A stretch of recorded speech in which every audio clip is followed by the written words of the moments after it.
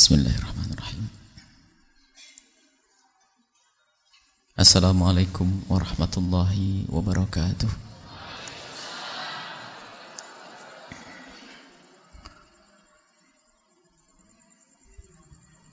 Alhamdulillah alladzi asra bi rasulillah minal masjidil harami ilal masjidil aqsa fabaraka haulah. Fassalatullahi wa salamuhu ala habibina wa syafiina wa maulana sayyidina Muhammad wa ala alihi al-mutahharina wa ashabihi tayyibin wa tabi'ina lahum bi ihsanin ila yaumiddin. Allahumma ya Rabbana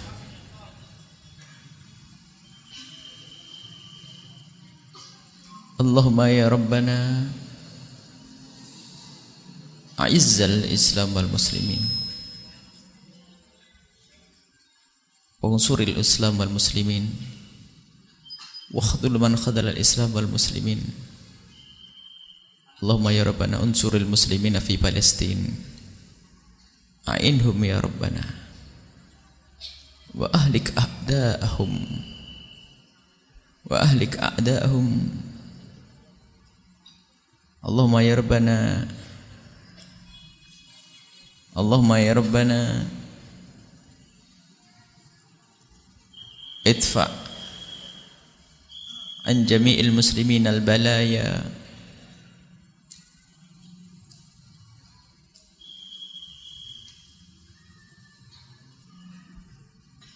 wa asrih kullaman fi salahihi salahul Islam wal muslimin wa ahlik man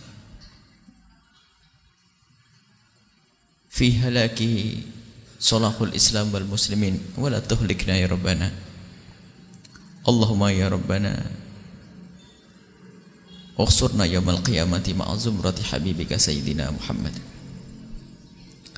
wa tahta liwa'ihi. Allahumma ya Rabbana arzuqna tawbata qabla al-maut wa syahadata 'inda al-maut wal jannata ba'da al-maut. Amma ba'du. Hadirin hadirat kaum muslimin dan muslimat, para pendengar dan para pemirsa dimanapun Anda berada,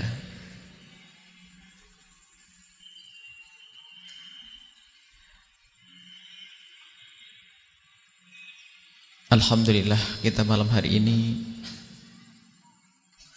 berkumpul di sini untuk merayakan Isra Mi'raj. Akan tetapi perayaan ini harus lebih kita arahkan kepada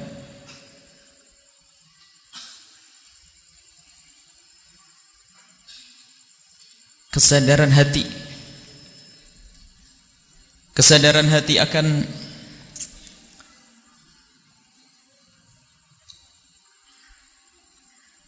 apa yang saat ini terjadi pada masyarakat Palestina,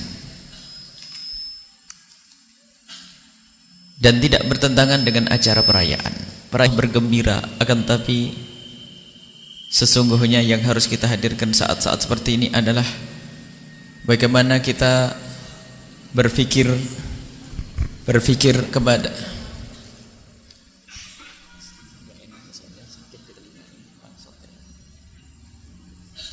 tim dakwah satu duduk sini biar gampang. Kalau Buya minta tolong biar gampang.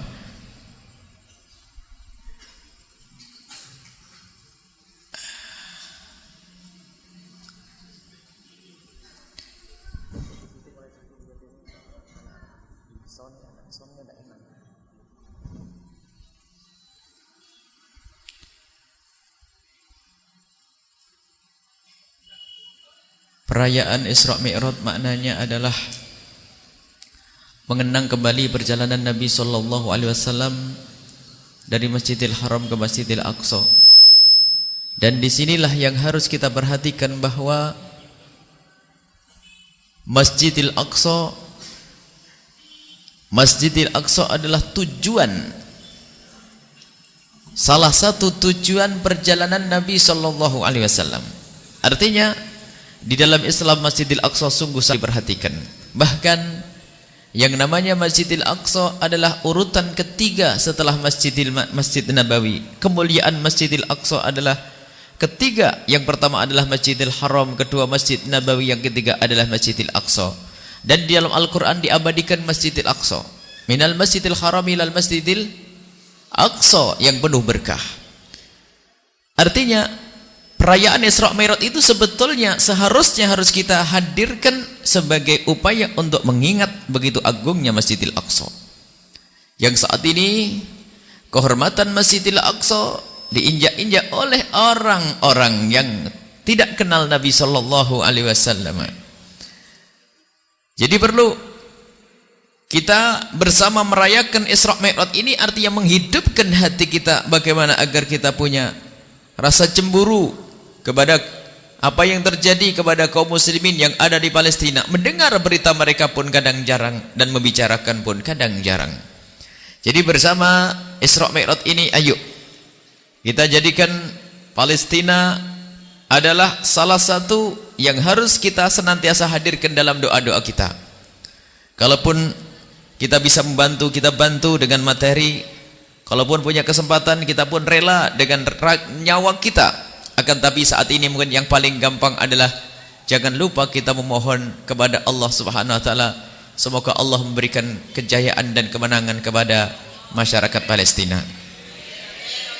Dan pada waktunya nanti, sesuai yang dijanjikan oleh Allah melalui lidah Rasulullah, Palestina akan jatuh di tangan kaum muslimin.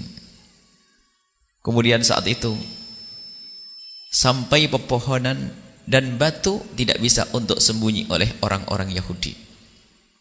Suatu ketika nanti bersama kejayaan kaum muslimin itu, jika ada orang Yahudi bersembunyi di balik batu, batu pun berkata, ya muslim, wahai orang muslim, di belakang kau ada orang Yahudi, faqtulhu, bunuhlah dia. Salam. Akan tetapi yang harus kita persiapkan saat ini, sebelum masa kejayaan itu tiba, sudahkah kita menjadi pejuang-pejuang Allah untuk membebaskan negeri kaum muslimin itu? Jadi perayaan Isra Mi'raj saat ini diantaranya hikmah yang bisa kita ambil dari apa yang difirmankan oleh Allah dari subhanalladzi asra bi 'abdihi laila minal masjidil haram ilal masjidil aqsa. Ayo hidupkan hati kita untuk membela Masjidil Aqsa, membela Palestina. Dan pembelaan kita diantaranya dengan doa, dan diantaranya pun juga dengan peduli dengan apa yang selama ini menjadi kebiasaan orang-orang Yahudi agar kita jauhi. Kita niatkan menjauhi budaya-budaya Yahudi, tontonan-tontonan Yahudi. Bahkan sebagian kaum muslimin begitu bersemangat hingga menjauhi daripada produk-produk orang Yahudi. Tegakah kita? Tegakah kita jika kita sadar? Permasalahannya ini kadang diingatkan pun kita tidak sadar. Sebisa mungkin kita menghindar dari produk-produk yang dihadirkan oleh orang-orang Yahudi, karena mereka itu sudah menjadi kesepakatan jika mereka mempunyai produk, maka sebagian kecil daripada atau hasil itu akan digunakan untuk membantu orang-orang Yahudi di Israel sana untuk memerangi kaum muslimin di Palestina. Jadi termasuk iman kita saat ini yang perlu kita hidupkan adalah bagaimana kita memilah dan memilih produk-produk yang harus kita ambil dan kita beli. Artinya selagi kita masih bisa menggunakan produk kaum muslimin, gunakan produk kaum muslimin. Akan tapi mungkin ada satu produk yang mungkin tidak bisa kita ambil kecuali produk mereka, dan untuk kepentingan umat itu adalah saat-saat tertentu seperti itu. Misalnya masalah elektronik, kemajuan-kemajuan kita ini tertinggal. Kalau kita membuat alat elektronik sehari hancur. Akan tapi kita harus menggunakan milik mereka. Hal-hal yang memang tidak bisa, tidak ada penggantinya, maka saat itu kita bisa menggunakannya. Tetapi kalau urusan makanan, minuman, susu, obat, kaum muslimin mempunyai obat sendiri, kenapa kita masih menggunakan produk-produk orang yang di luar Islam? Ini yang pertama yang harus kita hadirkan. Mari bersama Isra Mi'raj ini Kita bela kaum muslimin di Palestina, dan bukan saja di Palestina, dimanapun mereka berada, karena betul-betul mereka diinjak-injak, dihinakan. Wanita kita direndahkan, biarpun sebetulnya mereka mulia dengan itu semuanya. Anak-anak kecil dibunuh, akan tapi ketahuilah mereka meninggal akan langsung mendapatkan kemuliaan dari Allah, mendapatkan surga Allah Subhanahu wa taala. Kemudian yang kedua yang harus kita hadirkan, subhanalladzi asra bi 'abdihi. Di situ Nabi sallallahu alaihi wasallam diperjalankan oleh Allah pada malam hari itu dengan roh dan jasadnya. Roh dan jasadnya. Jadi bukan rohnya saja. Maka di situ dengan ungkapan bi 'abdihi, dengan hambanya, bukan dengan bi ruhi 'abdihi, bukan dengan roh hambanya.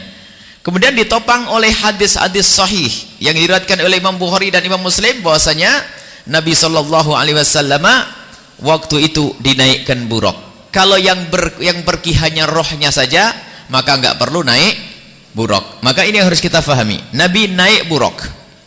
Nabi sallallahu alaihi wasallam naik buraq, maka ini menunjukkan bahwa memang Nabi Muhammad diperjalankan oleh Allah dengan roh dan jasadnya sekalian. Ini yang harus kita yakini. Kemudian hal lain lagi bahwa terjadinya Isra Mi'raj itu sebagian ulama mengatakan bukan tanggal 27 Rajab. Memang ada sebagian kecil. Imam Al-Suyuti malah menyebutkan ada 15 pendapat masalah ini. Imam At-Qurtubi mengatakan ada 5 pendapat. Ada yang mengatakan di bulan Rajab, ada yang mengatakan di luar bulan Rajab.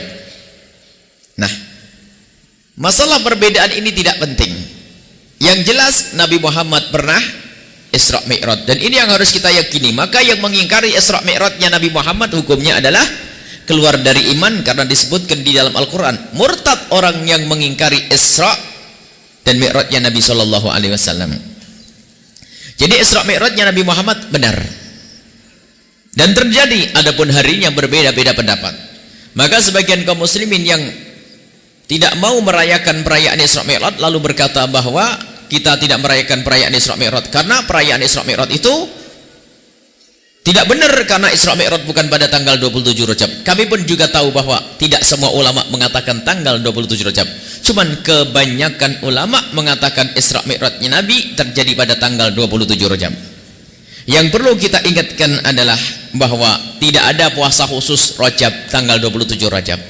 Akan tapi puasa Rajab semuanya adalah disunnahkan.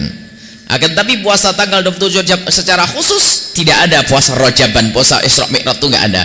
Tapi kalau ada orang ingin berpuasa tanggal 27 Rajab, maka ia akan mendapatkan pahala. Asalkan puasanya bukan puasa Rajaban. Bukan puasa tanggal puasa Isra Mi'rajan. Tapi kalau orang berpuasa di hari bulan Rajab, semuanya sunnah.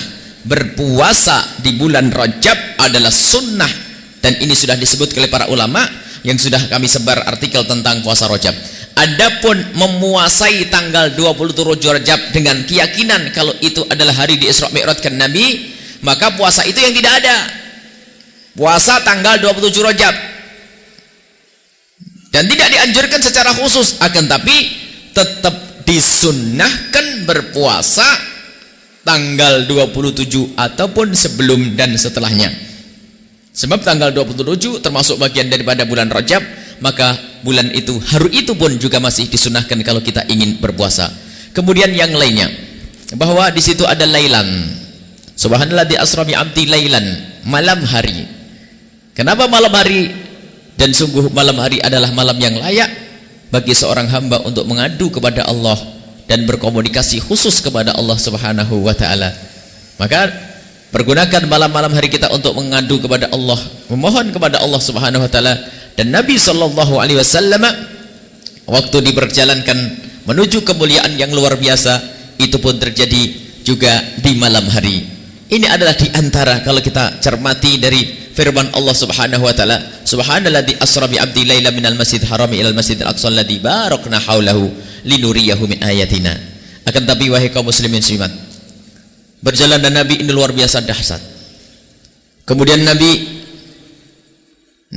diantaranya yang dahsyat lagi, Nabi ditunjukkan oleh Allah di antara nabi-nabi yang lainnya.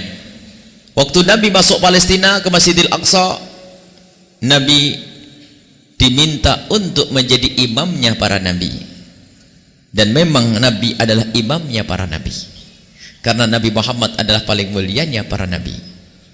Sehingga semua kemuliaan yang ada pada Nabi terdahulu pasti ada kepada Nabi SAW. Kemuliaan yang diberikan oleh Allah kepada para nabi-nabi terdahulu diberikan oleh Allah kepada Nabi SAW. Inilah yang biasa atau kita dengar dari kisah Isra Mi'raj. Jadi kisah Isra Mi'raj itu disebutkan, Isra-nya disebutkan oleh Allah di dalam Al-Quran, adapun Mi'raj itu disebutkan oleh Allah di dalam hadis-hadis sahih. Imam Bukhari meriwayatkan, Imam Muslim meriwayatkan hadis Isra, hadis Mi'raj. Jadi Isra perjalanan dari Mekah ke Palestina, Mi'raj perjalanan Nabi Muhammad ke atas langit ketujuh. Kemudian yang harus kita perhatikan lagi adalah masalah akidah, yang sering lupa orang ini. Sebelum kita mengambil faedah dari apa yang dilihat oleh Nabi SAW, kita belajar akidah dulu bahwa Allah Maha Kuasa. Kalau kita sudah meyakini kekuasaan Allah, apa sih yang mustahil? Selagi sesuatu itu mungkin terjadi, sangat mungkin. Allah yang menurunkan Nabi Adam ke bumi, dari atas langit ke bumi, Nabi Adam diturunkan. Kenapa susah mengangkat Nabi Muhammad dari bumi ke atas langit? Padahal kita sudah terbiasa dengan kisah Nabi Adam diturunkan ke bumi, Sayyidina Isa alaihissalam diangkat. Kenapa kita kadang masih bingung? Isra Mi'raj repot. Tapi ahli iman tidak pernah pusing, karena ini adalah di bawah kuasa Allah Subhanahu wa taala. Maka sungguh kalau sudah Allah, yakni kuasa Allah, maka tidak susah itu semua terjadi.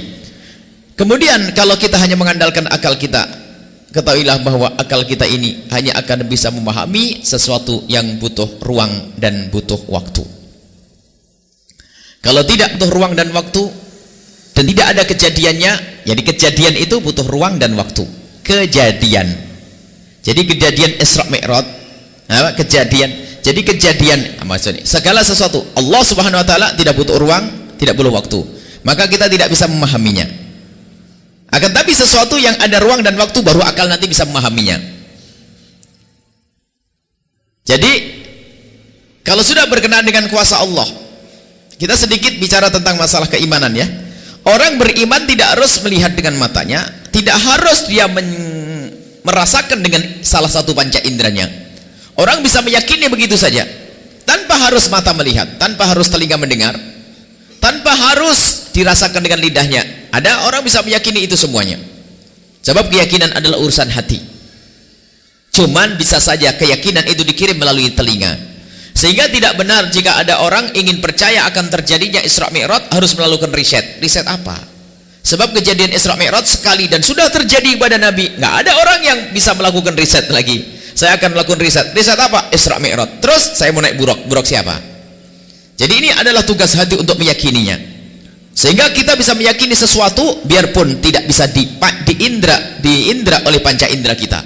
Tidak bisa dilihat oleh mata. Kita bisa merasakan, dan banyak hal-hal yang di luar jangkauan panca indera. Jadi jangan sampai kita hanya meyakini dengan panca indera kita. Selagi tidak aku lihat, aku tidak bisa percaya. Selagi tidak aku dengar, aku tidak bisa percaya. Selagi tidak aku rasakan dengan lidahku, aku tidak bisa percaya. Itu orang sakit. Sebab kita pun banyak merasakan sesuatu, ternyata sesuatu itu yang kita rasakan tanpa kita rasakan dengan panca indera kita. Banyak contohnya. Seorang ibu yang berpisah dengan anaknya lama, anaknya mondok, akhirnya ada rasa kangen. Kangen itu pakai indera yang keberapa mana sih? Pernah kangen enggak, Ibu? Saya pengen ketemu anak saya. Kangen pernah? Ada rasa kangen. Baik. Yang belum makan malam tuh, ngerasain lapar tidak? Pakai indera yang mana, Sul? Lapar.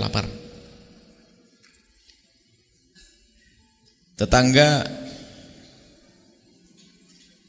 ngomong nggak enak, tiba-tiba kita merasakan sesuatu dari dalam hati kita, kebencian, rasa cinta, semuanya adalah ada dan kita merasakan dan kita meyakini adanya.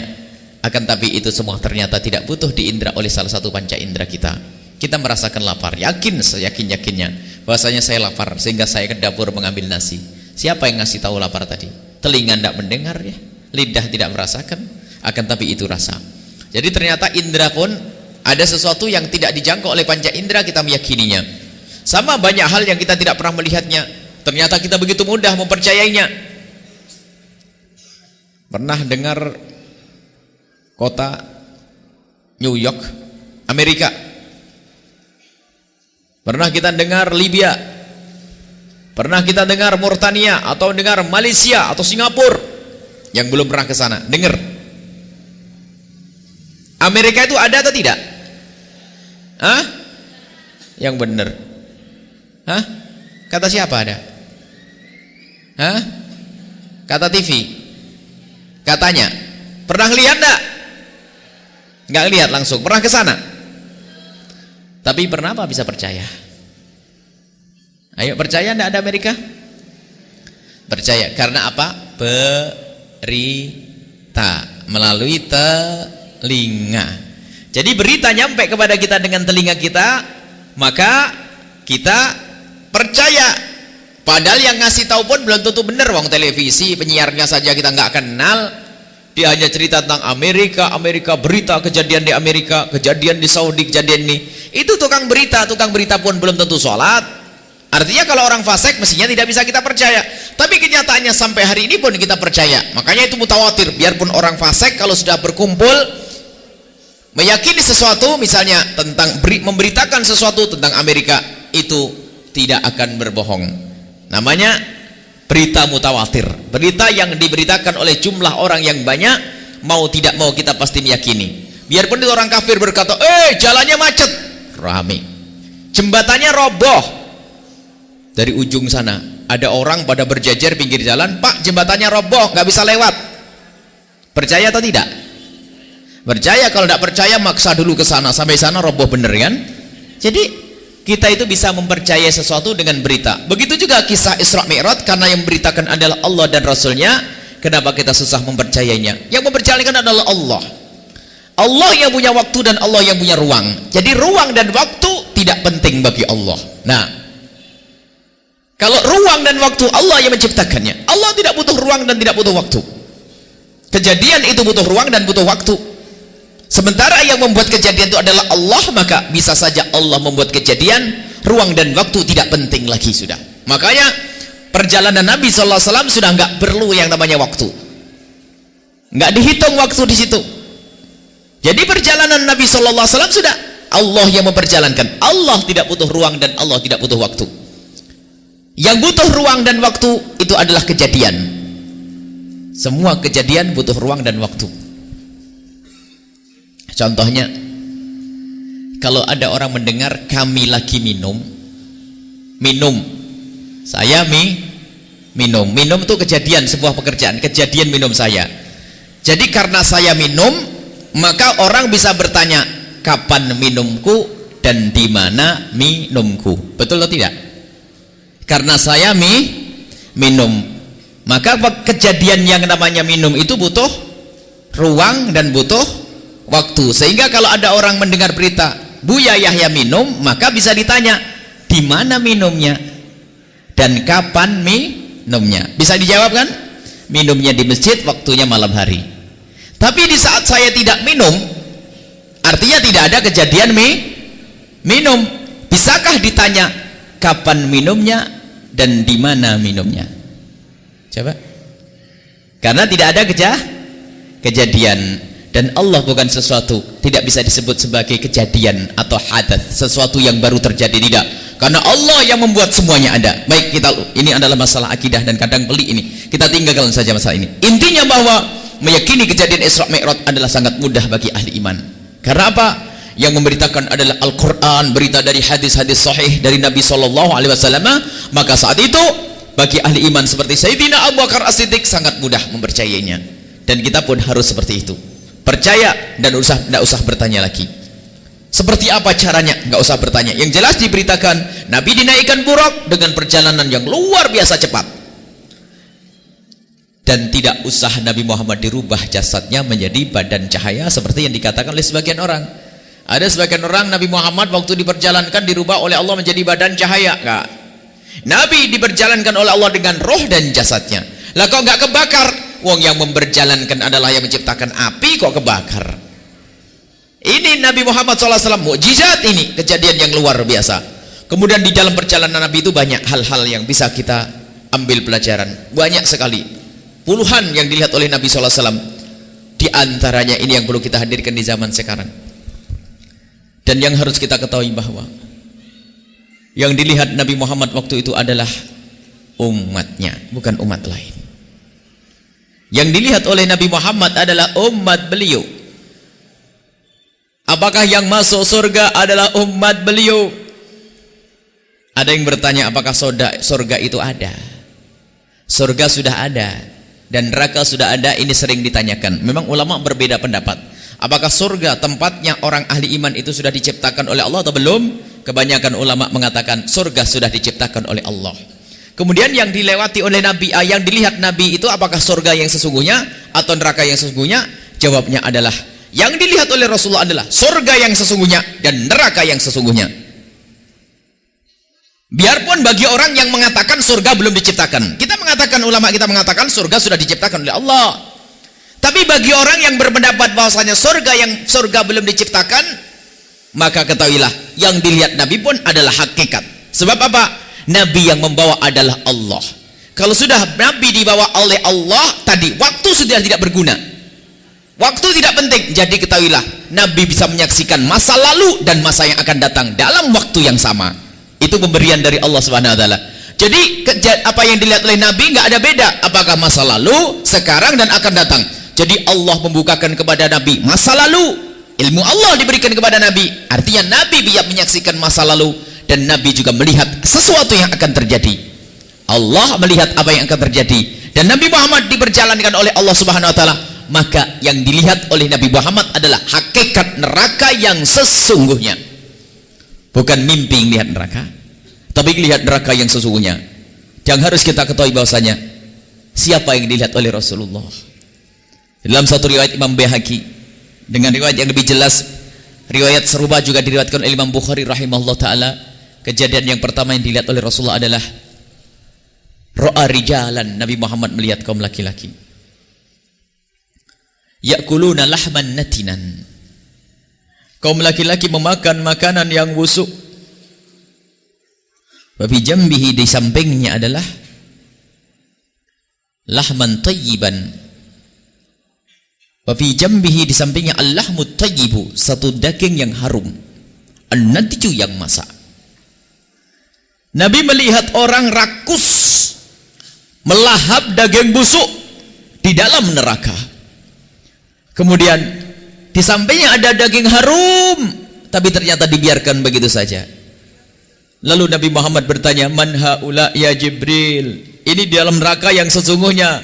Man haula ya Jibril? Siapakah mereka itu wahai Jibril? Hadis riwayat Imam Baihaqi mengatakan, haula'i min ummatik, itu dari umatmu ya Rasulullah. Mereka itu dari umatmu ya Rasulullah, yang diberi oleh Allah istri halal di rumahnya, ternyata dia menginap kepada bi'imra'atin khabithatin, dengan perempuan yang haram baginya. Allah, pelaku zina.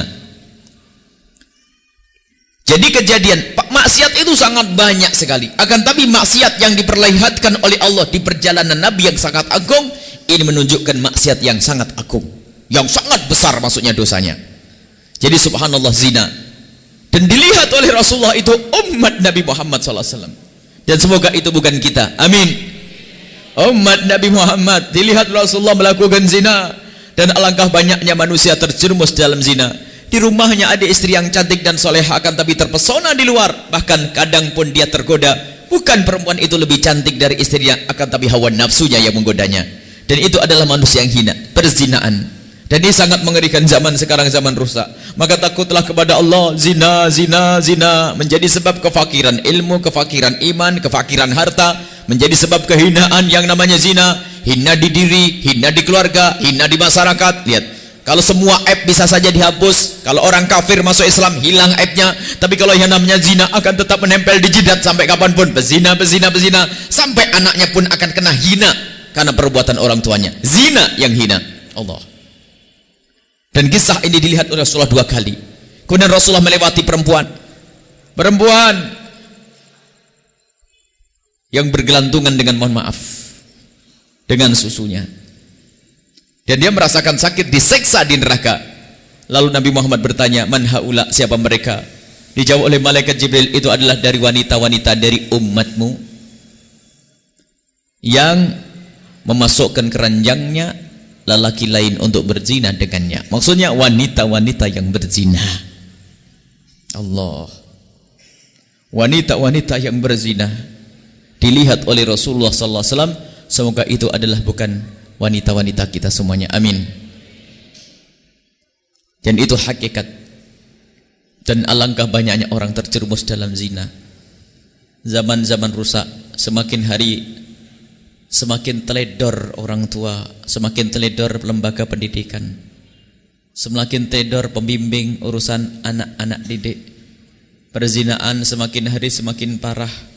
Kalau kita mengingat pada masa lalu, barangkali di masa kanak-kanak kita yang seumur kami, hampir tidak pernah mendengar kita kisah perzinaan. Di kampung kita kalau ada orang satu zina saja, hebohnya luar biasa, malunya luar biasa. Akan tapi saat ini satu kampung 10 orang berzina, tidak ada orang yang menganggap aneh. Sungguh saat ini sangat saat-saat yang mengerikan. Perzinaan adalah hina. Maka ayo kita berhati-hati, jauhkan daripada perzinaan dengan menjaga mata kita. Dan kepedulian orang tua akan anak-anaknya ini penting. Wahai para orang tua, anakmu tanggung jawabmu. Jangan kau hanya menggedekan anakmu, membesarkan fisik anakmu, akan tapi rohnya tidak kau didik. Anakmu yang terjerumus dalam zina, dia akan menuntut bahwa kebejatan mereka lakukan karena teledornya orang tua di dalam mendidik. Sekarang tengok diri sendiri, ada di mana putra-putrimu saat ini? Malam ini malam minggu dengan siapa mereka pergi? Sadarlah wahai para orang tua. Satu zina yang mereka lakukan akan ditumpangkan kepada orang tuanya yang teledor. Perzinaan, dan harus kita ketat di rumah kita. Jangan biarkan anak kita main api. Selagi belum halal jangan biarkan. Ketahuilah, berduaan itu diharamkan biarpun untuk mengajar Al-Quran. Laki perempuan berduaan diharamkan biarpun untuk mengajar Al-Quran. Apalagi untuk kerja cari duit. Mengajar Al-Quran itu adalah untuk kebaikan. Ternyata untuk kebaikan yang sangat jelas, bacaan Al-Quran. Tidak diperkenankan laki-laki perempuan berkhulwah berduaan. Sebab yang ketiga adalah setan. Setan akan mengajari matanya untuk melirik sesuatu yang diharamkan. Lihat, mengajak pikirannya untuk berpikir mesum dan seterusnya. Lihat, hati-hati, zaman-zaman rusak. Maka semoga Allah menjaga kita semua. Amin. Hati-hati dengan perzinaan yang sekarang banyak terjadi di mana-mana. Sebab perzinaan pun ada di rumah kita, televisi ada di rumah kita, laptop yang namanya dunia internet. Masya Allah. Mari kita tingkatkan rasa takut kita kepada Allah. Semoga Allah mengampuni kita semuanya, dan semoga Allah menjaga kita semua sebab perzinaan. Dan termasuk untuk menghindar perzinaan yang lainnya adalah mempermudah urusan pernikahan. Ingat, pernikahan adalah mulia.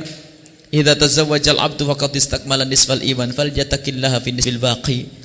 Kalau ingin sempurna imanmu, ketahuilah jika seorang hamba itu menikah, maka ketahuilah dia telah menyempurnakan separuh iman. Menikah ini penting. Wahai para orang tua, jika engkau melihat putra-putrimu sudah mulai tergoda dengan pasangannya, dengan lawan jenis, maka ketahuilah segeralah anda berpikir untuk menikahkan putra-putri anda. Adapun masalah pekerjaan dan rezeki, Allah yang menjamin itu semuanya. Akan tapi kehinaan yang dilakukan oleh putra-putri akan menjadikan sebab kehinaan diri mereka sendiri, kefakiran mereka juga, dan kehinaan orang tua. Akan tapi banyak orang tua yang tidak peduli urusan yang satu ini, sehingga yang diinginkan adalah bagaimana anaknya selesai kuliah. Kadang-kadang yang diinginkan bagaimana anaknya itu nanti bisa punya pekerjaan mapan, Tidak berpikir bahwasanya kebutuhan yang satu ini sudah mendesak. Zaman-zaman rusak. Dahulu mungkin anak umur 17 tahun masih belum paham tentang hubungan seks, hubungan suami istri. Sekarang anak SD sudah mengerti itu semuanya. Zaman-zaman rusak. Dulu tidak ada tontonan, lihat. Zaman kita masih kanak-kanak, satu kampung itu yang punya televisi hanya satu, Pak Lurah saja. Selebihnya tidak ada yang punya. Dan ketahuilah, sangat aman saat itu. Zaman-zaman rusak, lihat. Video, film, semuanya. Sudah begitu orang tuanya teledor.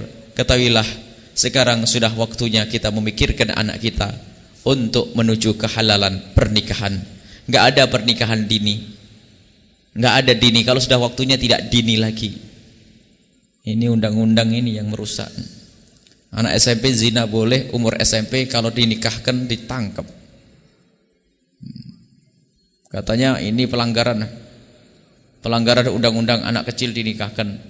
Umur 16 tahun boleh nikah, tapi enggak boleh nikah, tapi boleh zina. Ini kan musibah. Ini aturan-aturan yang enggak benar tuh. Jadi mohon dipermudah urusan pernikahan. Lah kalau pernikahan anak kecil kita rencanakan, bukan anak kecil, anak dewasa, sudah haid itu dewasa sebetulnya. Kalau kita rencanakan dengan baik, mungkin anak kita masih umur 15 dan 16 tahun. Akan tapi kalau kita rencanakan, kita carikan suami yang benar, lihat, hidupnya akan indah. Terjadinya pernikahan dini yang hancur adalah pernikahan yang karena, mohon maaf, hamil duluan atau karena bermasalah, itu menjadikan hancur pernikahan tersebut. Jadi mari kita takut dengan zina. Dan kullu ummati mu'afa illal mujahiruna bizina. Semua umatku akan aman-aman. Seorang hamba Allah akan aman dan insya Allah tidak akan diturunkan azab di dunia. Akan tapi ada satu dosa yang menjadikan sebab mereka diseksa di dunia, yaitu al-mujahiruna bil maksiati atau bizina. Orang yang terang-terangan di dalam berzina. Hati-hati, yang terang-terangan dalam berzina tidak akan diampuni oleh Allah. Bagaimana terang-terangan di dalam zina yang dihinakan oleh Allah? Terang-terangan di dalam zina itu adalah orang yang berzina di kegelapan malam, esok harinya cerita kepada sahabat-sahabatnya, malam harinya melakukan zina. Maka wahai kaum muslimin dan muslimat, kewajiban kita untuk membantu siapapun dari saudara kita yang terjerumus dalam zina agar mereka selamat. Bagaimana? Ini tugas kita. Maka mohon dan mohon, jangan sampai kita menanggapi perzinaan tetangga kita dengan senyum atau dengan tawa, dengan guyonan. Ketahuilah itu tanda tidak ada iman di hati kita. Kalau kita mendengar tetangga kita berzina, seharusnya kita menangis karena dia terjerumus di dalam kehinaan. Kalau dengar tetangganya ketabrak mobil, kita akan ngenes, kenapa tetangga melakukan zina? Kalau ada tetangga ketabrak mobil, kita akan merasa ternyuh. Tetangga meninggal dunia, ternyuh. Kita merasa kesian. Bagaimana ada tetangga melakukan zina, kita masih bisa tertawa. Na'udzubillah. Maka awas, jangan sampai. Dan itu biasakan membicarakan ini dengan wibawa. Bicarakan perselingkuhan seseorang dengan cengengesan, dengan tertawa-tertawa, itu tanda tidak ada iman di dalam hatinya. Saudaranya terjerumus dalam kehinaan, bagaimana masih bisa tertawa? Allah. Imam Muhammad Al-Baqir rahimahullahu ta'ala, beliau mendengar cerita bahwasanya di kampung sana ada orang berzina. Imam, beliau mendengar berita seperti itu, spontan beliau mengucurkan air mata menangis, padahal tidak kenal dengan orang yang melakukan zina. Lalu kenapa Imam Muhammad Al-Baqir menangis? Beliau berkata, itu adalah umat Nabi Muhammad sallallahu alaihi wasallam. Ini harus jadi dari diri kita pun, kita harus menjaga, jangan sampai kita membicarakan orang zina. Sehingga doa kita tidak cukup, ya Allah jauhkan kami dari zina. Akan tapi lebih dari itu, ya Allah jauhkan kami dari membicarakan orang zina, menggunjing orang zina. Berzinaan harus ditutup, wahai kaum muslimin. Tugas anda semuanya, jika anda menemukan orang berzina, kemudian ngadu kepada anda, langsung ajari mereka agar menutup mulut mereka. Tidak boleh bercerita kepada siapapun. Biar saja Allah yang tahu, nanti Allah akan mengampuni. Ini wajib kita membantu. Lah kalau kita menyebar, biarpun ustadz, maka dia termasuk menggunjing. Mungkin ada seorang wanita mengadu kepada saya, kemudian dia terjerumus dalam perzinahan. Lihat, kalau saya bercerita kepada istri, itu pun saya sudah menggunjing, dan dosa saya lebih gede daripada dosa orang yang berzina. Kenapa? Orang zina harus ditutup, dibantu agar ia bisa tobat, dibantu siapapun yang berzina bisa tobat. Mengerikan ini, zina adalah hina. Jangan sampai dia putus asa. Maka pendidikan Islam itu indah. Ada orang ngadu kepada Rasulullah, ya Rasulullah, aku jatuh dalam zina. Dijawab oleh Nabi Muhammad, la'allaka lamasta, Mungkin engkau hanya bersentuhan saja. Mungkin engkau hanya bersentuhan saja. Tidak ya Rasulullah, aku melakukan zina. La'allaka qabbalta. Mungkin engkau hanya mencium saja. Tidak ya Rasulullah, aku melakukan zina. Nabi Muhammad menjawab, la'allaka fakhatta. Barangkali tidak sampai masuk. Tidak ya Rasulullah, aku melakukan zina. Baru yang keempat ditanggapi oleh Nabi. Maka dihukumlah orang tersebut Ma'iz. Namanya Ma'iz. Dihukum akhirnya. Akan tapi Nabi Muhammad berusaha untuk menutupi sampai empat kali. Artinya kalau ada orang bercerita tentang perzinaan seseorang, biarpun dia melihat, saya melihat orang berzina, kok saya bercerita kepada orang atau ngadu dia berzina, wahai hakim, saya yang dicambuk. Karena apa? Kalau orang menyaksikan orang berzina harus dengan 4 saksi. Kenapa 4 saksi? Memang dipersulit 4 saksi. Bagaimana ada orang berzina sampai dilaksanakan dilihat oleh 4 orang saksi? Zinanya di mana? Di alun-alun. Kalau di kamar tidak akan terjadi. Sehingga dalam sejarah itu tidak ada orang dirajam atau dicambuk karena zina yang ditemukan oleh 4 saksi. Adanya ikrar. Ikrar itu pengakuan. Video tidak sah. Video tidak sah untuk menuduh seseorang. Makanya di saat mendengar gosip si fulan berzina, ini videonya, saya lebih baik diam. Dan saya tidak pernah komentar, biarpun itu artis dan sebagainya. Belum tentu mereka melakukan, dan memang mungkin melakukannya, tapi bukan urusan saya. Kalau saya nyebut sekali, susah minta maafnya, karena saya pun tidak pernah ketemu dia. Makanya hati-hati kalau nonton televisi kayak begitu. Waduh, si ini selingkuh dengan ini. Sudah pintar bercerita ibu-ibu haji itu yang nonton TV itu.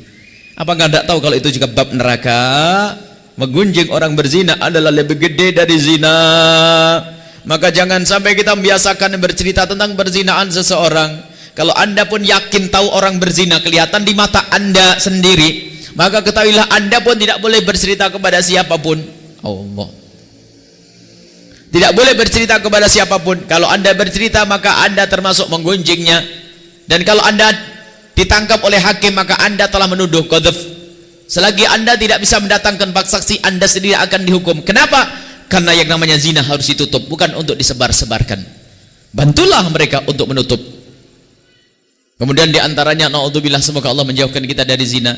Ada orang hamil di luar nikah. Allah, musibah zaman sekarang. Beberapa waktu yang lalu kita menemukan kisah semacam itu. Menemukan lagi begitu banyaknya kehinaan dilakukan oleh umat ini. Maka takutlah kepada Allah berzinaan. Maka dengar syariat Nabi Muhammad SAW. Pelanggaran itu berangkat dari kecil. Kenapa ada ustadz ustadz cabul, ada ustadz macam-macam? Itu bisa ditemui dari ngentengkan syariat Nabi Muhammad. Berduaan ngajar Al-Quran. Santri cantiknya diajari paling terakhir. Nanti kalau kemalaman diantarkan pulang. Itu kan musibah. Berduaan di mobilnya dan sebagainya. Ini awal. Dan akhirnya masuk bab zina. Dan ketahuilah, kehinaan zina adalah hina di diri, hina di anak keturunan, dan hina di hadapan Allah Subhanahu wa taala. Maka dari itu, wahai para kaum muslimin dan muslimat, yuk kita jaga mata kita dari melihat yang haram. Melihat yang haram menggugah syahwat dan hawa nafsu. Dan mari kita berkumpul dengan orang-orang mulia. Tadi bagi ada yang bertanya bagaimana orang mengekang syahwat dan hawa nafsu. Jawabnya yang pertama adalah memohon kepada Allah. Ya Allah, jauhkan kami ya Allah daripada zina, daripada melampiaskan nafsu dengan cara yang haram. Yang kedua adalah lihat dengan ilmu. Ini ilmu yang kita dengar tadi dari Nabi SAW. Lihat orang berzina di dunia akan dihinakan, dilihat oleh Nabi SAW. Kita harus tahu begitu beratnya hukumannya orang berzina, begitu mengerikannya zina. Kemudian setelah kita mengerti ilmu itu, ternyata yang ketiga adalah guru. Untuk menjauh dari zina perlu guru. Bimbingan seorang guru agar mudah kita meninggalkan kehinaan zina. Ada satu orang ngadu kepada Rasulullah yang kami ceritakan tadi pagi di majelis. Ada orang ngadu ke Rasulullah, ya Rasulullah, aku punya kebiasaan berzina ya Rasulullah. Kebiasaan berzina? Iya ya Rasulullah. Akhirnya oleh Nabi Muhammad diajak, dinasehati. Katanya, susah ya Rasulullah saya meninggalkannya. Baik kalau begitu, ayo berpikir dengan akal. Diajak oleh Nabi Muhammad berbicara dengan akalnya. Kamu punya anak perempuan? Punya ya Rasulullah. Kalau sonnya bisa dibenahi, bisa ini. Kalau bisa dibenahi, bisa ini. Anak perempuan punya? Punya. Apakah kamu punya ibu? Punya ya Rasulullah. Apakah kamu punya adik perempuan, saudari perempuan? Punya ya Rasulullah. Kemudian Rasulullah bertanya, apakah kamu rela jika istrimu, anak perempuanmu dizinai oleh seseorang? Spontan orang itu menjawab, tidak ya Rasulullah, yang menzinai putriku akan aku bunuh. Baik, kalau engkau punya seorang ibu, bagaimana jika ibumu dizinai oleh seseorang? Maka orang tersebut spontan menjawab, ya Rasulullah, aku akan marah dan akan aku bunuh orang itu. Bagaimana jika saudarimu yang kau cintai itu dizinai oleh seseorang? Kata Rasulullah. Maka orang itu menjawab, aku tidak rela ya Rasulullah. Kemudian Nabi Muhammad menjawab, sama. Orang yang kau zinai wanita itu adalah, kalau bukan ibunya seseorang, maka dia adalah anaknya seseorang, atau mungkin dia adalah saudarinya seseorang. Tentu anaknya atau saudaranya bakal marah jika mereka mendengar engkau menzinai mereka. Apa kata orang itu? Benar ya Rasulullah, faham saya, dengan ilmu, dengan akalnya. Cuman setelah itu dia masih berkata, tapi saya susah meninggalkannya ya Rasulullah. Susah meninggalkannya Rasulullah. Kemudian setelah itu Nabi Muhammad melihat kekerasan hatinya. Nabi Muhammad memandang orang tersebut dan mengelus dadanya. Kemudian setelah itu orang tersebut melihat wajah Nabi, tiba-tiba matanya berkaca-kaca lalu berkata, demi Allah ya Rasulullah, mulai sekarang aku tidak akan lagi mau melakukan zina. Faedahnya dari mana? Faedah sebabnya apa? Para ulama ahli tarbiyah mengatakan bahwa sebabnya adalah bantuan seorang guru.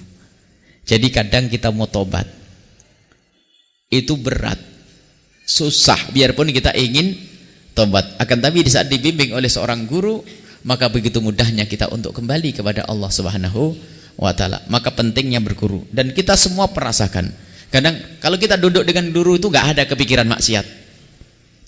Kalau kita duduk dengan guru gak akan kepikiran maksiat. Pulang ke rumah tuh masih anget suara guru terngiang di telinga, mungkin bau minyaknya guru, atau mungkin itu masih terngiang, itu susah melakukan kemaksiatan. Maka perlu guru, dan guru itu yang akan membantu. Jadi tidak cukup seorang murid pengen baik, akan tapi jika disambut dengan keinginan guru untuk menariknya, maka begitu cepatnya orang itu untuk kembali kepada Allah Subhanahu wa ta'ala. Maka yang ketiga adalah kita agar jauh dari zina adalah berguru. Nah, ini mengambil seorang guru yang bisa membimbingnya, mengingatkannya. Maka hadiri majelis-majelis taklim para masyayikh, para ulama, para guru-guru, agar kita bisa selamat, agar kita bisa semakin takut kepada Allah Subhanahu wa ta'ala. Kemudian yang selanjutnya adalah setelah kita mempunyai seorang guru, agar kita bisa terjauhkan dari yang namanya zina, banyak-banyaklah mendoakan orang-orang yang terjerumus di dalam zina. Semoga Allah menutup aibnya dan semoga Allah mengampuninya. Itu mengundang berkah. Dan tolong siapapun yang punya pengalaman busuk yang namanya zina, jangan ceritakan kepada siapapun dari bangsa manusia. Karena apa? Tanda dosa yang diampuni oleh Allah, dosa zina yang diampuni oleh Allah adalah jika orang yang melakukan tersebut bisa menutup dan tidak bercerita kepada siapapun. Kadang begitu bodohnya seseorang, diceritakan kepada calon suaminya. Sampai pernah kami ceritakan ini di sini. Kejadian di Cirebon, semoga Allah mengampuninya. Saya minta izin untuk diceritakan ini, tapi orangnya tidak kami sebutkan. Ada seorang perempuan dinikahi oleh seorang laki-laki. Kemudian setelah sebulan 2 bulan itu begitu indah, kebahagiaan ada di hati mereka, sehingga pada suatu ketika di bulan yang ketiga, sang istri ini begitu tersanjung dengan kebaikan sang suami. Pada umumnya mewah wanita kalau tersanjung kadang kesadarannya itu hilang. Tersanjung seorang wanita tersebut, begitu bangganya, begitu kasih dan cintanya sang suami, karena merasa tersanjung akhirnya mulai kembali kepada masa lalunya. Ingat masa lalunya. Rupanya dia punya masa lalu pernah berzina. Padahal sang suami itu pun tidak pernah memikirkannya. Dan suami pun tidak tahu kalau dia pernah melakukannya. Karena kedunguannya wanita tersebut, tiba-tiba di saat seperti itu, di saat bahagia-bahagianya, di saat senang-senangnya, merangkul sang suami dan berkata, "Abang, sungguh aku merasa dosa dengan abang. Abang sangat baik dengan saya." Sang suami mengatakan, "Terima kasih Neng. Neng juga baik kepada saya." "Tidak abang, saya tidak pantas untuk abang." "Lah, bagaimana tidak pantas? Kamu istriku." "Aku orang jelek bang." "Kamu baik, pengabdianmu baik." "Abang, saya merasa berdosa kalau saya tidak terus terang kepada abang yang baik ini." "Terus terang apa Neng?" "Tapi kalau saya terus terang, abang masih bisa nerima saya kan?" "Ya, bagaimana tidak diterima? Kamu istriku, sudah 3 bulan kita menikah. Memangnya ada apa sih Neng?" "Bener nih abang bisa nerima saya akan terus terang bang." "Ada apa sih Neng?" "Bener bang, janji bang, saya jangan ditinggalin bang." "Ya, kamu istriku, kenapa aku tinggalin?" Akhirnya apa sang wanita itu ngomong, "Abang, mohon maaf, saya benar-benar telah membohongi abang selama ini." "Membohongi apa?" "Abang," sambil nangis dia, "sebelum kita menikah bang, waktu aku di SMA, aku pernah melakukan hubungan sebadan dengan seorang laki-laki." Sang suami mendengar itu kayak disambar petir. Dia menangis dan memeluk sang istri. Dipeluk begitu. Akan tapi ketahuilah, rupanya itu pelukan terakhir. Setelah dipeluk lalu dilepas dan dikatakan, "Engkau aku cerai." Dan setelah itu ditinggalkan itu perempuan. Karena bodohnya perempuan tersebut gak pernah ngaji. Siapapun yang pernah terpleset dalam kehinaan, jangan cerita kepada siapapun, biar Allah yang tahu. Tobatlah, ampun, Allah akan mengampuni. Karena kebodohannya dia. Karena kebodohannya, maka perlu kita mendidik orang-orang yang sudah pernah kepleset. Tutup, berperanlah sebagai seorang yang mulia. Karena apa? Allah akan mengampuni dosa hambanya yang tidak terang-terangan. Lah, bagaimana Allah akan mengampuni wong dia sendiri bangga bercerita? Jadi ditutup ini, rasa malu ini terus kita tumbuh suburkan di hati seorang yang pernah melakukan zina. Malu, sehingga tidak akan bercerita sepanjang hidupnya sampai mati. Allah, sampai mati. Ada mungkin kasus ceritakan kepada orang bisa dipercaya untuk menyelesaikan masalah. Itu pun harus hati-hati. Seperti Ma'is kepada Rasulullah SAW.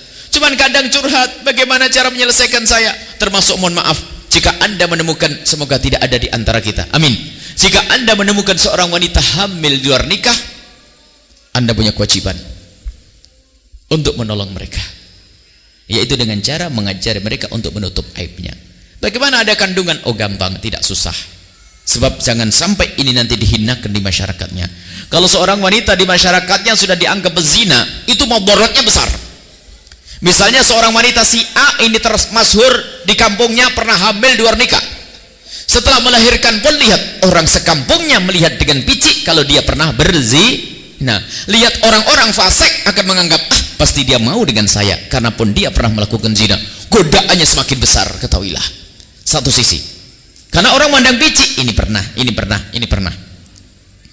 Karena dianggap nilainya rendah, ini perempuan rendah, paling juga mau. Akhirnya banyak orang ingin menggoda. Tapi kalau orang solehah, lihat, orang takut, laki-laki menggoda takut dengan kerudung yang cantik, dengan perilaku yang baik, lihat. Orang tidak akan berani menggodanya. Tetapi kalau dia pezina atau pernah masyhur di kampungnya pezina, maka bagi kaum laki-laki begitu mudahnya untuk menggodanya. Satu sisi. Sisi lain, lihat, kalau perempuan di kampungnya sudah dianggap pezina, dia bisa putus asa. Pun orang kampung saya sudah menganggap saya zina, ngapain saya tahan-tahan? Yuk, siapa mau zina dengan saya? Terserah Allah. Maka harus ditutup ini. Ini pendidikan yang penting dihadirkan di masyarakat kita. Kalau anda membuka cerita itu kepada orang, anda dosanya lebih gede. Allah. Anda ini curhati, misalnya ada orang hamil luar nikah ngadu kepada anda.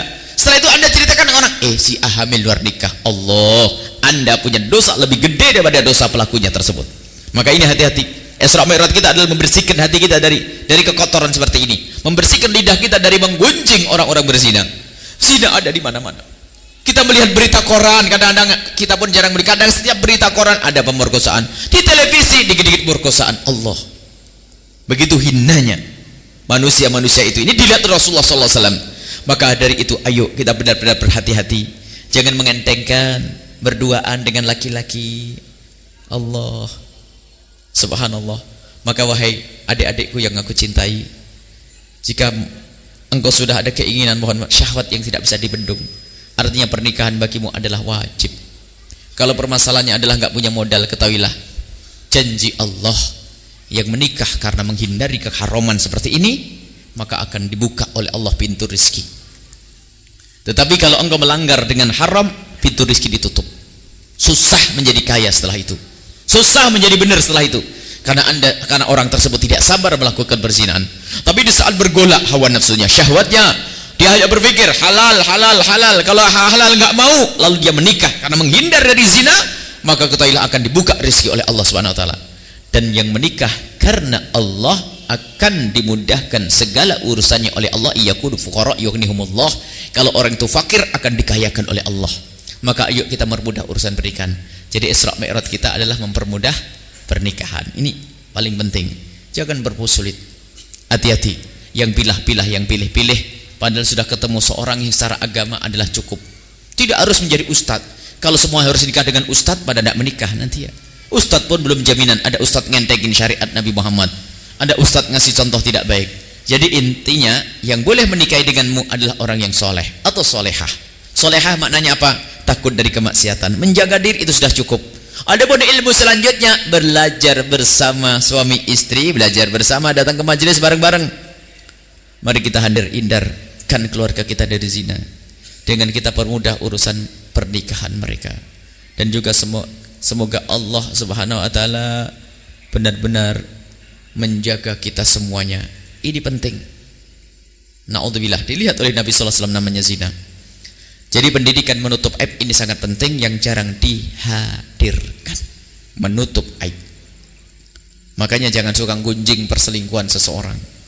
Biarpun itu perselingkuhannya artis, ahli iman gak akan punya urusan-urusan yang semacam itu. Kemarin Buya ditanya, Buya bagaimana itu tentang kasus perselingkuhan tokoh yang ada di sini? Saya tidak mau komentar masalah itu. Saya akan istighfar, semoga Allah mengampuni kalau dia pernah melakukannya, dan semoga Allah memberikan kesadaran. Jangan diajak saya ngomong tentang orang itu. Saya tidak kenal dia, saya tidak ketemu dia, saya tidak melihat dia. Yang memberitakan adalah media, berita. Hati-hati. Wah, gosip itu lebih kita percayai daripada Al-Quran itu. Paling senang sampai ada orang punya, oh artis ini selingkuh dengan ini. Subhanallah, bukan tugas kita untuk cerita kayak begitu. Ini tugasnya setan.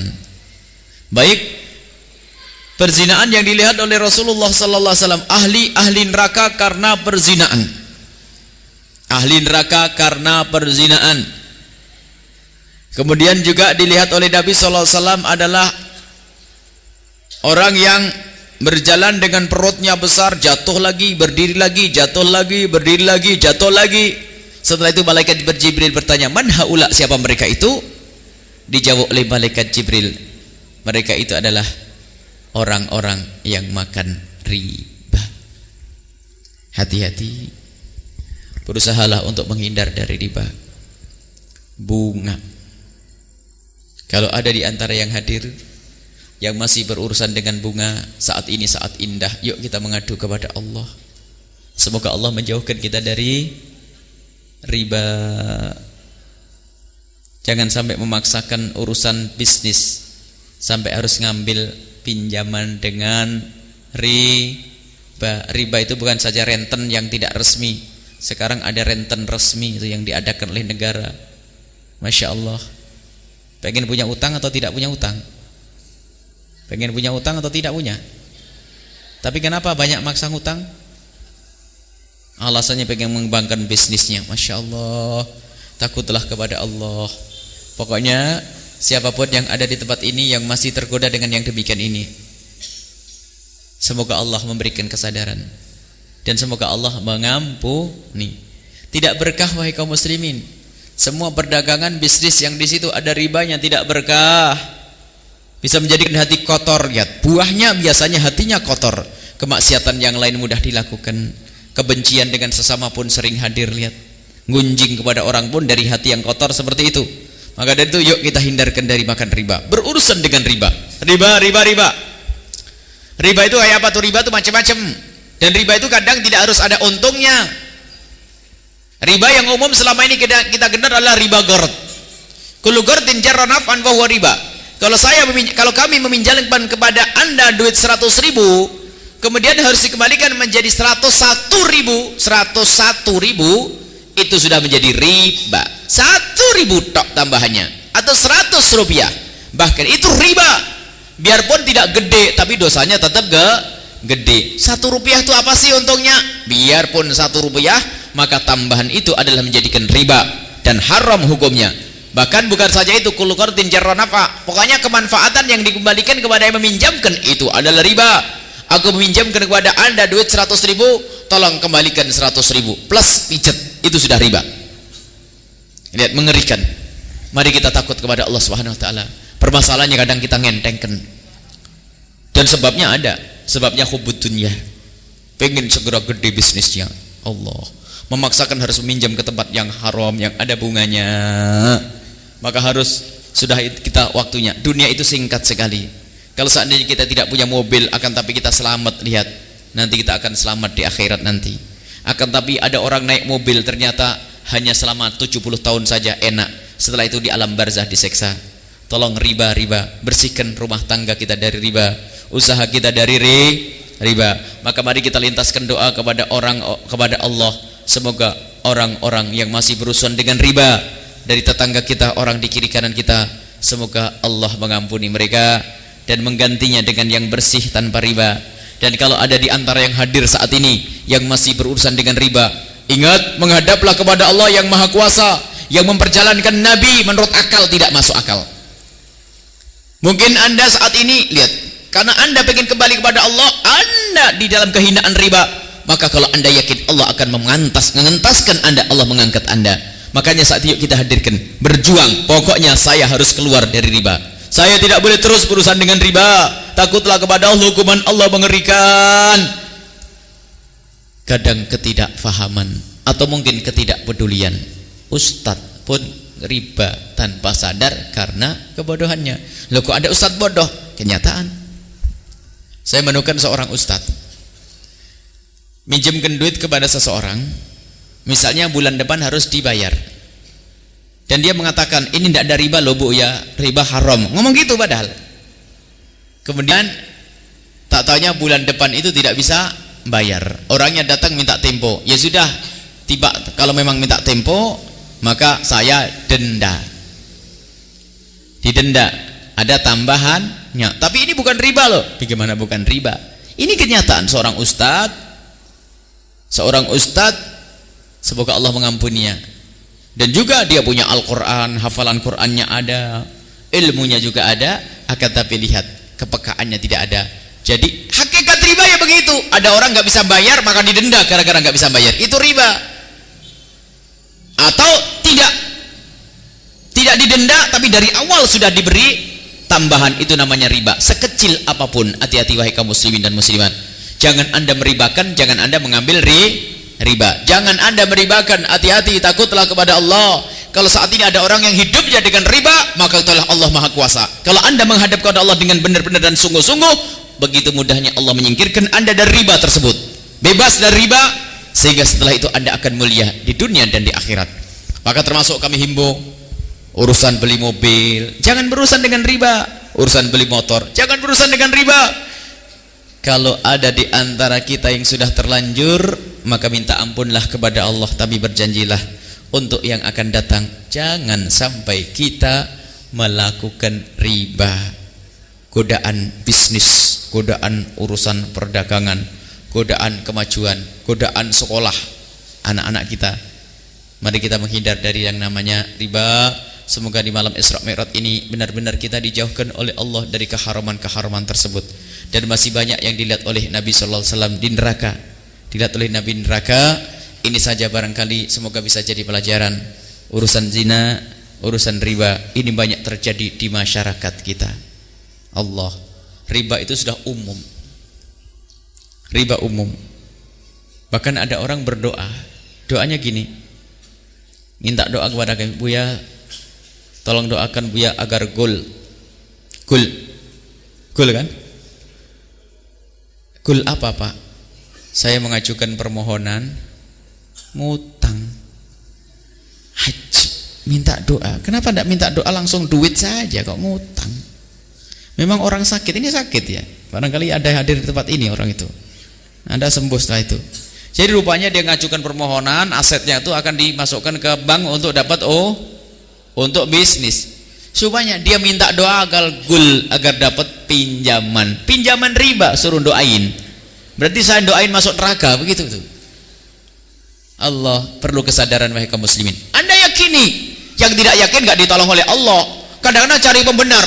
Kan ulama berbeda-beda. Memang ada ulama berbeda pendapat. Ada ulama setan, ada ulama yang sesungguhnya. Jadi sudah sesuatu yang haram jangan diutak-atik lagi, jangan dipaksa orang makan yang haram, ngeri. Nabi sebenarnya kullu qardin jara naf'an ini. Hadis ini waqad talaqathul a'immatu bil qabul, dikatakan para imam mengambil begitu saja. Jadi ini sudah menjadi pemahaman yang sudah umum di masyarakat bahwasanya ini adalah riba yang haram. Hati-hati, dan bukan main-main. Tidak berkah dimakan anak, dimakan istri tidak berkah. Nggak bisa pinter, susah, bandel, kurang ajar, itu semuanya kalau makan anak, makan barang yang haram. Namanya riba. Hati-hati, bunga. Kejadian juga ini. Kejadian dan kita menyaksikan. Rupanya sambil memondokkan anaknya, takut nanti tidak bisa rutin mengirimnya. Akhirnya Pak, nak, aku titipkan uang di bank, nanti bunganya diambil. Nuntut ilmu apa itu? Ilmunya iblis nanti yang didapat. Dengan duit riba, takutlah kepada Allah. Kalaupun ternyata Anda masih di dalam kehinaan riba, ngadulah kepada Allah. Sungguh Allah Maha Pemurah, Allah Maha Pengampun. Pokoknya jangan nyerah. Yang menjadi masalah nyerah. Wah, kok susah bener sih Islam. Kok susah bener sih. Gitu aja kok haram. Gitu aja kok haram. Karena riba itu nyiksa orang lain, nggak ada pertolongan yang sesungguhnya. Itu adalah mengambil kesempatan di dalam kesempitan. Orang butuh mestinya ditolong, malah dibentung dia. Orang butuh, Anda butuh duit besi, saya minjem. Ternyata lihat, ini ditutup oleh Islam. Kesempatan untuk berbuat zalim ditutup oleh Islam. Mula-mula mungkin yang pertama adalah karena kebutuhannya sederhana, ya sudah bunganya 1%. Tapi giliran lebih parah lagi, ada anaknya mau mati, ada ini dan sebagainya. Kesempatan, tapi bunganya 5% loh ya. Iya, yang penting anak saya sembuh, lihat nerima. Nyekek lagi ini, kurang ajar ya. Maka orang yang berurusan dengan riba adalah dihinakan oleh Allah Subhanahu wa taala. Maka semoga Allah menjauhkan kita dari riba. Semua berpikir Anda beli motor, kreditnya dimasukkan riba, kadang tidak sadar. Dan mungkin ustadz pun begitu rajinnya kredit mobil. Kalau kredit, jual beli kredit adalah boleh. Saya punya mobil, saya jual kepada Anda, adalah sah. Kalau kontan 100 juta, kalau kredit 120 juta, sah-sah saja karena mobil saya sendiri. Sehingga kredit ini adalah sah, jual beli kredit. Kredit itu boleh asalkan bukan jual beli emas dan uang.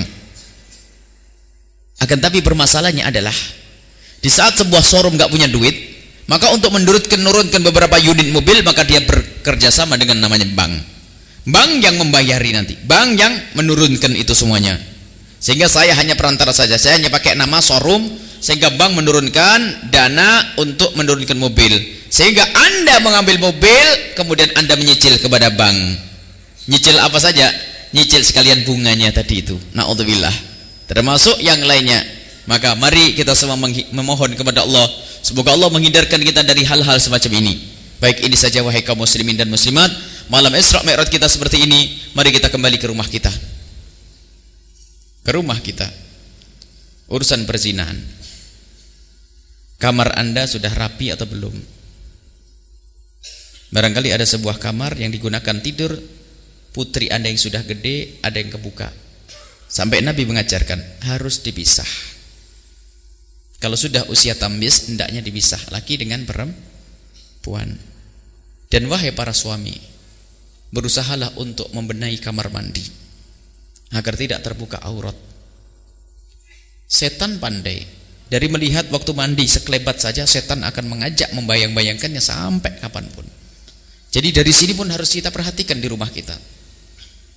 Apa yang ditonton oleh anak-anak kita? Harus kita perhatikan kalau pengen selamat urusan perzinahan tadi itu. Kamar mandi yang tutup, yang rapat, tidak tertutup, tidak kebuka auratnya. Kamar tidur pun tidak harus mau kamar mewah, akan tapi yang tertutup rapat, yang tidak bakal dilihat oleh siapapun. Ngeri kadang-kadang ada tamu melihat dan sebagainya. Termasuk membiasakan menutup aurat. Takutlah kepada Allah. Belum yang lainnya adalah di dalam pergaulan jangan mengendengkan tentang khulwah, berduaan laki dengan perempuan, masya Allah. Dan juga awas pak posnya setan. Adik-adik putriku yang kucintai, pak posnya setan yaitu HP. Itu pak posnya setan tuh. Kalau ngomong langsung mungkin masih gemeteran, tapi kalau sudah pakai telepon, Allah, sebebas-bebasnya bisa kebayang semuanya, naudzubillah. Itu hati-hati, takutlah zina. Dan wahai para orang tua, jangan memanjakan anakmu dengan alat-alat yang menjadikan mereka itu akan bangkit syahwat, laptop, HP kamera dan sebagainya. Subhanallah, saya juga ini cerita ini begitu mengerikannya. Teman guru di Jawa Timur, teman guru di bulan Ramadan, anaknya anak kelas 5 SD. Di siang hari bulan Ramadan tiba-tiba itu keluar dari rumahnya tetangganya. Cuman dari mukanya itu beda. Anak kecil itu saking polosnya kebaca sama orang tuanya. Nangis, saya punya teman ustadz tuh nangis. Karena kebetulan dia ustadz, lingkungannya bukan lingkungan pondok. Ustadz saja lingkungannya di luar. Rupanya anak-anak itu setelah diketemukan tuh makan, tidak puasa di dalam rumah tersebut. Ternyata bukan saja tidak puasa, dia lihat mukanya kok beda. Kenapa kayak mukanya orang aneh begitu? Setelah itu dilacak, apa yang kau lakukan? Rupanya apa? Salah satu dari teman SD-nya itu punya kamera yang ada videonya dan adegan yang seperti itu. Lihat, anak kecil. Allah. Lah kok orang tua sekarang begitu entengnya anaknya diberi begini begitu, pergaulan sana sini. Anakmu baik, tetapi lihat yang merusak itu adalah banyak. Dia bisa dikirim melalui Bluetooth atau segala macam itu, bisa saja dikirim. Hati-hati, maka harus peduli. Harus benar-benar perhatian urusan semacam ini. Dan wahai para orang tua, jika ada seorang bapak mengantarkan putrinya pulang pergi dari Palemanan ke kota, khususnya di saat syukurahnya sampai sore, Anda jemput, itu lebih bagus daripada ibadah sujud sholat semalam suntuk. Cuman banyak orang tua malas-malesan, kadang-kadang anaknya dititipkan kepada teman laki-lakinya. Allah, hitung-hitung gratis naik angkot. Musibah ini bapak ahli neraka semuanya, hati-hati kalau seperti itu. Maka wahai para ibu, tolong putri Anda. Dan yang paling kami gembar-gemborkan, mempermudah urusan pernikahan. Hati-hati ya. Kalau sudah kelihatan itu orang yang layak untukmu, wahai adik putriku, awas hati-hati, jangan ditolak. Wahai adik putraku, kalau sudah engkau menemukan seorang wanita yang secara zahir adalah soleh, solehah, ayo segera menikah. Dan secepatnya, itu insya Allah yang akan menyelamatkan kita dari perzinaan. Ini saja yang bisa kami hadirkan pada kesempatan ini. Semoga Isra Mi'raj kita adalah benar-benar mencari kemuliaan di hadapan Allah, dekat kepada Allah, dan juga dekat kepada Rasulullah SAW, dan juga jauh dari kemaksiatan. Pungkasannya adalah masalah akidah yang tadi saya potong. Keyakinan sebagian hamba Allah di saat mendengar kisah Isra Mi'raj, Nabi Muhammad naik turun dari langit ke-6 tempatnya Sayyidina Musa alaihissalam, kemudian naik ke atas Sidratul Muntaha, turun lagi, naik lagi, turun lagi waktu menerima wahyu salat. Kadang ada sebagian orang yang berpikiran bahwa Allah ada di atas sana. Ketahuilah, itu keyakinan yang salah. Itu adalah keyakinan kaum mujassimah, kaum sesat. Jadi yang mengatakan Allah ada di atas sana adalah sesat. Jadi itu bukan tempatnya Allah. Allah tidak butuh tempat, karena Allah yang menciptakan tempat. Allah tidak butuh tempat karena Allah yang menciptakan tempat. Maka ketahuilah, di atas Sidratul Muntaha itu bukan tempatnya Allah, akan tapi itu tempat kemuliaannya Nabi Muhammad. Kita harus paham makna ini. Jadi bukan tempatnya Allah, tapi tempat kemuliaan Nabi Muhammad. Sehingga Nabi Muhammad waktu mau minta dikurangi sholatnya, Nabi Muhammad naik ke tempat itu lagi, baru memohon kepada Allah. Lalu Allah di mana? Allah tidak butuh mana-mana. Jangan tanyakan Allah di mana, sebab Allah yang menciptakan mana-mana. Allah ada. Allah ada, tapi tidak butuh tempat. Sama waktu Nabi Musa alaihissalam diajak bicara oleh Allah, Nabi Musa berada di Bukit Tursina. Akan tapi lihat, Allah subhanahu wa ta'ala di mana? Allah tidak butuh mana-mana. Jadi Bukit Tursina adalah tempatnya Nabi Musa, bukan tempatnya Allah. Allah tidak membutuhkan tempat. Sama di atas Sidratul Muntaha, bukan tempatnya Allah. Ada sebagian orang bayangkan di atas sana Nabi Muhammad nongkrong dengan Allah, begitu. Kayak orang lihat Ramayana, Baratayuda, kahyangan, Dewa Dewi naik ke atas kahyangan, begitu. Tidak. Allah tidak membutuhkan tempat. Jadi Allah tidak butuh tempat, tapi Allah ada. Allah yang menciptakan tempat. Kemudian ada satu riwayat Imam Muslim yang mengatakan pertanyaan Allah di mana, kemudian dikatakan Allah di langit, ketahuilah itu bertentangan dengan riwayat-riwayat yang lainnya.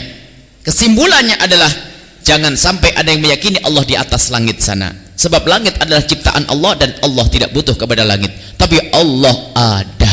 Jangan dikatakan Allah di atas langit, jangan dikatakan Allah duduk di atas arsy. Itu semua adalah akidah sesat. Tapi Allah ada. Maka kalau kita ada anak-anak sekolah TK, hati-hati di TK kita, kalau anak kita diajari dengan pertanyaan aina Allah, Allah di mana, maka ketahuilah itu adalah akidah sesat. Jangan sampai ada pertanyaan semacam itu. Akan tapi kalau orang pengen menguji keimanan seseorang adalah dengan berasyhadu alla ilallah wa asyhadu anna Muhammad Rasulullah, bukan dengan Allah di mana. Allah ada, tidak butuh tempat. Jadi yang namanya di atas Sidratul Muntaha Mustawa itu adalah tempat kemuliaan Nabi Muhammad. Sampai para nabi, sampai malaikat Jibril pun tidak bisa menjamah tempat tersebut. Jadi bukan tempatnya Allah. Allah di mana? Allah tidak butuh mana-mana.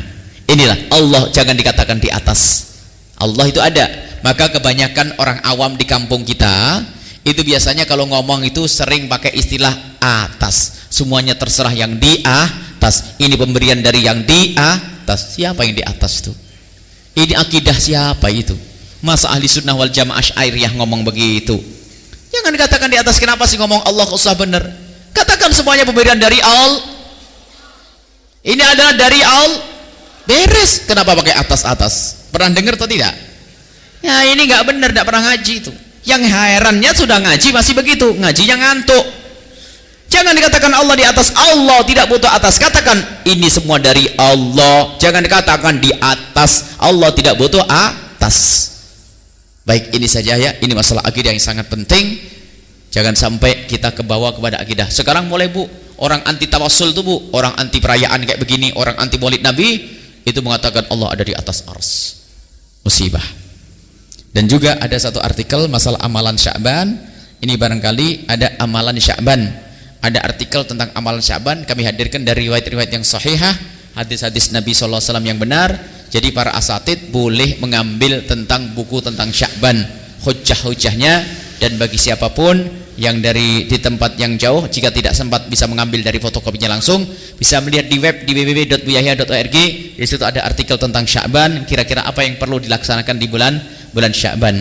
Jadi bulan Sya'ban adalah bulan yang dimuliakan oleh Allah Subhanahu wa taala, dan insyaallah nanti malam nisfu Sya'ban kita mengadakan ajaran malam nisfu Sya'ban. Biasanya kalau Al-Bahjah mengadakan di alun-alun kota Cirebon. Bisa ke sana, berkumpul di sana, berdoa dengan doa-doa yang baik yang diajarkan oleh Nabi sallallahu alaihi wasallam. Baik, inilah yang bisa kami hadirkan. Semoga Allah memberikan kepada kita ilmu yang manfaat. Bismillahirrahmanirrahim. Alhamdulillahirabbil alamin. Allahumma shalli ala sayyidina Muhammad wa ala ali sayyidina Muhammad. Allahumma arhamna wa la tu'adzibna wansurna wa la tahdhulna wa afina wa la tumritna wa akrimna wa la tuhinna wa athirna wa tu'thir alaina innaka ala kulli syai'in qadir. Allahumma ya Allah. Ya Allah, wahai Zat yang maha mulia, yang maha kuasa, muliakan kaum muslimin di Palestina ya Allah dengan kemenangan ya Allah. Jangan yang meninggal, yang telah meninggal, angkat mereka di surga yang tinggi, yang ya Allah, di surga Firdaus. Dan ya Allah, jadikanlah kami pembela-pembela ya Allah dalam kebenaran. Ya Allah, berikan pertolongan kepada kaum muslimin dimanapun berada. Wabil khusus adalah kaum muslimin yang di Palestina ya Allah. Dan hancurkan musuh-musuh kaum muslimin dimanapun mereka berada. Khususnya musuh kaum muslimin yang ada di Palestina. Ya Allah, Engkau menyaksikan kami saat ini. Kami mohon ya Allah, dengan perayaan Isra Mi'raj ini Allah, rindukan kami kepada kekasihmu Nabi Muhammad, cintakan kami kepada kekasihmu Nabi Muhammad. Ya Allah, kumpulkan kami kelak bersama kekasihmu Nabi Muhammad. Ya Allah, Engkau tahu tentang kami semua yang ada di tempat ini. Kami mohon ya Allah, kami mohon ya Allah, kami mohon semua ini ya Allah, jauhkan kami semua dari zina yang hina dan Kau hinakan ya Allah, zina yang busuk ya Allah. Jauhkan kami dari zina dan mukaddimah zina ya Allah. Dan kami mohon jauhkan kami dan anak keturunan kami ya Allah. Sungguh sebab perzinaan ada di rumah kami, televisi dan lainnya. Maka kami mohon ya Allah, zaman rusak ini ya Allah, zaman rusak ini, di zaman rusak ini kami mohon jaga anak keturunan kami dari zina ya Allah. Dan jika ada di antara kami ada yang pernah terpeleset dalam zina, kami mohon berikan kesadaran ya Allah, kesadaran, dan ampuni mereka ya Allah. Ampuni mereka dan tutup aib mereka di dunia ya Allah, dan tutup aib mereka di akhirat ya Allah. Dan kami mohon ya Allah, mudahkan pernikahan kami semua ini Allah. Pernikahan yang penuh kebahagiaan ya Allah, pernikahan yang menuju keselamatan di dunia dan di akhirat ya Allah. Yang sudah berkeinginan untuk menikah, bukalah pintu halal untuk mereka ya Allah. Mudahkan pernikahan mereka ya Allah. Sungguh Engkau Maha tahu siapa mereka. Jangan sampai mereka terjerumus dalam zina atau mukaddimah zina ya Allah. Yang sudah menikah ya Allah, cukupkan mereka dengan yang halal yang Kau berikan kepada mereka ya Allah. Cukupkan mereka dengan yang halal sehingga tidak akan melirik kepada yang haram. Cukupkan dengan istri yang halal, cukupkan dengan suami yang halal ya Allah. Dan tambahkan kecintaan kami kepada pasangan kami Allah, agar mata kami tidak kesana sini Allah, agar hati kami semakin tentram ya Allah. Rindukan dan cintakan kami kepada pasangan kami ya Allah, ya Allah, ya Allah. Kami mohon jauhkan kami dari membicarakan orang berzina ya Allah. Jauhkan lidah kami dari membicarakan orang berzina, jauhkan kami dari menggunjing orang berzina. Dan sungguh kami mohon, siapapun yang pernah kami gunjing, kami mohon ampuni mereka dan ampuni kami Allah. Ya Allah, ya Allah, ya Allah. Jauhkan kami dari makan riba, jauhkan kami dari makan riba ya Allah. Berikan kesadaran kepada kami semua yang ada di tempat ini Allah. Jika ada di tempat ini hamba-Mu ya Allah yang berurusan dengan riba ya Allah, kami mohon ya Allah, berikan kemudahan mereka untuk keluar dari tempat tersebut, dan gantilah dengan yang halal yang lebih banyak penuh berkah ya Allah. Jangan sampai ada urusan dengan riba. Kami takut mereka kelak masuk neraka-Mu. Riba haram, riba menjerumuskan, riba menjadikan sebab orang masuk neraka-Mu ya Allah. Ya Allah, jangan sampai kami tertipu ya Allah sehingga kami berurusan dengan riba. Siapapun yang berurusan dengan riba, hutang bunga, kami mohon ya Allah, berikan kesadaran ya Allah, dan bereskan urusan mereka ya Allah, tanpa mengurangi ya Allah apapun yang mereka miliki ya Allah. Ya Allah, tanpa mengurangi ya Allah, tanpa mengurangi kesenangan yang selama ini mereka dapat ya Allah. Gantilah kebahagiaan mereka dengan yang halal. Riba ya Allah, riba ya Allah. Dan siapapun yang punya utang ya Allah dengan cara riba, kami mohon mudahkan mereka untuk mengembalikan, dan berikan kesadaran dan tobat setelah itu ya Allah, sehingga tidak akan mengulangi lagi. Dan ampuni mereka semua ya Allah. Riba, salat ya Allah, jauhkan kami dari meninggalkan salat. Sebentar lagi Ramadan tiba, jauhkan kami dari meninggalkan puasa di bulan Ramadan. Jauhkan kami dari meninggalkan puasa di bulan Ramadan. Jauhkan kami dari meninggalkan puasa di bulan Ramadan. Dan kami mohon ya Allah, ya Allah, mudahkan segala urusan kami ya Allah. Jadikan kami hamba-Mu yang saling mencintai karena-Mu ya Allah. Yang hadir ke tempat ini ya Allah, siapapun yang hadir ke tempat ini ya Allah, mudahkan urusan rizki mereka ya Allah. Rizki mereka ya Allah, jika sempit rizkinya lapangkan dengan rizki yang halal penuh berkah ya Allah. Wujudkan keindahan dalam rumah tangga mereka, suami istri yang saling mencintai, saling mengasihi karena-Mu ya Allah. Dan berikan kemudahan kepada mereka semua ini untuk mendidik anak-anak mereka di zaman rusak ini. Anak-anak mereka, anak-anak kami ya Allah, kami serahkan kepada-Mu. Berikan kepada kami kemampuan untuk mendidik anak-anak kami, untuk mendidik anak-anak kami ya Allah, mendidik anak-anak kami ya Allah. Televisi merusak, pergaulan merusak, akan tapi ya Allah, jika Engkau yang menjaga, maka anak kami akan selamat. Tidak akan ada yang bisa mengganggu anak-anak kami. Anak kami yang itu ya Allah, yang nomor 1 ya Allah, yang nomor 2 ya Allah, yang nomor 3 ya Allah, yang nomor 4 ya Allah. Dan anak-anak kami semua ya Allah, jaga mereka ya Allah. Dan jaga anak-anak tetangga kami, jaga anak-anak masyarakat kami, jaga anak-anak kami semua ya Allah. Jauhkan mereka dari zina dan mukaddimah zina, dan jauhkan mereka dari sebab kehinaan ya Allah. Dan jauhkan mereka dari minum-minuman keras ya Allah. Ya Allah, panjangkan umur kami dalam ketaatan serta sehat walafiat. Yang sakit sembuhkan, yang punya hutang mudahkan kami dalam bayar hutang-hutang kami semua ya Allah.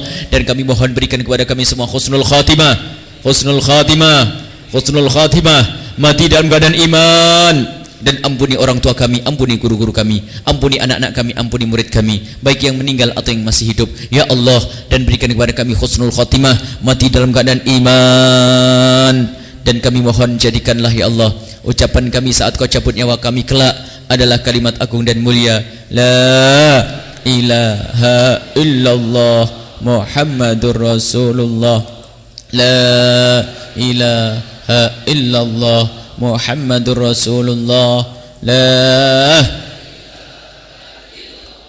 Muhammadur Rasulullah sallallahu alaihi wasallam. Rabbana atina fid dunya hasanah wa fil akhirati hasanah wa qina adzabannar. Wa sallallahu ala sayyidina Muhammadin wa ala alihi wa sahbihi wasallam. Walhamdulillahi rabbil alamin. Al-Fatihah.